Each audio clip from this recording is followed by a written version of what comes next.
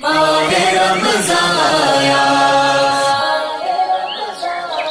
آج چیلنج کرتا ہوں، ایک ایسا حکم لا کر کے دکھا دو، ایک ایسا حکم اسلام میں کہ جس میں ایسا لگتا ہو کہ یہ انسان کے لیے بھاری ہے. ایسا نہیں ہونا چاہیے، ایسا نہیں ہونا چاہیے تھا. اسلام نے اپنے ماننے والوں پر یہ پابندی کیوں لگائی؟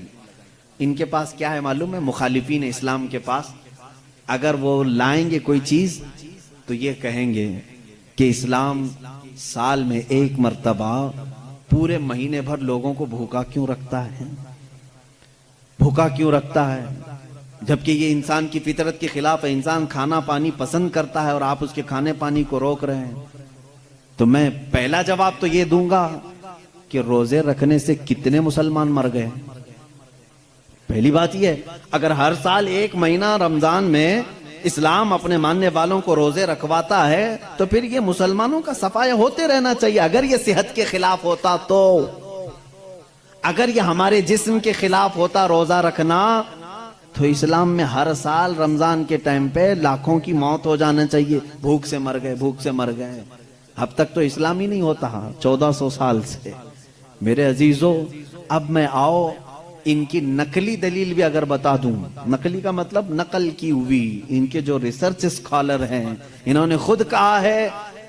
آج میں 2-4 روز سے ڈائٹنگ پلان دیکھ رہا تھا کہ ڈائٹنگ پلان میں کیا ہوتا ہے جسم کو صحیح رکھنے کے لیے، فاسد مادات کو دور کرنے کے لیے.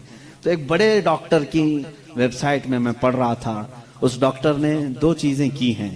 2 چیزیں اس نے رکھی ہیں کہ اگر اپنے جسم کو 80 سال تک زندہ رکھنا اور صحت مند رکھنا چاہتے ہو تو 2 چیزوں کو اپنا لو کہ ہفتے میں 1 دن صبح سے لے کر شام تک اپنے جسم میں کچھ بھی نہ ڈالو. یہ ڈائٹنگ پلان میں ہے، موجود ہے. کچھ نہ ڈالو، صرف پانی پر رہو. اور ایک ڈاکٹر نے یہ لکھا ہے کہ گرینری، جتنی بھی گرین چیزیں ہیں، سبزیاں ہیں یا پھل ہیں، صرف صبح اور شام میں ہفتے میں 1 مرتبہ ایسا استعمال کرو، تمہاری صحت برقرار رہے گی. ٹائمز آف انڈیا ہندوستان کا بڑا چلنے والا اخبار ہے. اس کے پیج میں بھی موجود ایک ریسرچ شائع کی گئی تھی جس میں ایک ڈاکٹر کا یہ دعویٰ تھا، ہمارا ڈاکٹر نہیں. پھر اگر کوئی مسلمان ڈاکٹر اعلان کرتا تو پھر ایک طرفہ والی بات ہوتی.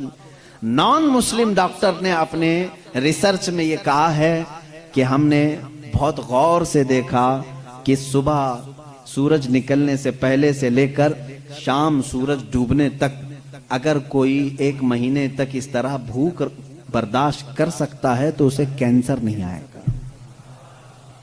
اس نے کہا ہے کہ کینسر کا اس چیز میں علاج دیکھا گیا ہے کہ جسم کے اندر کے فاسد مادے نکل جائیں گے.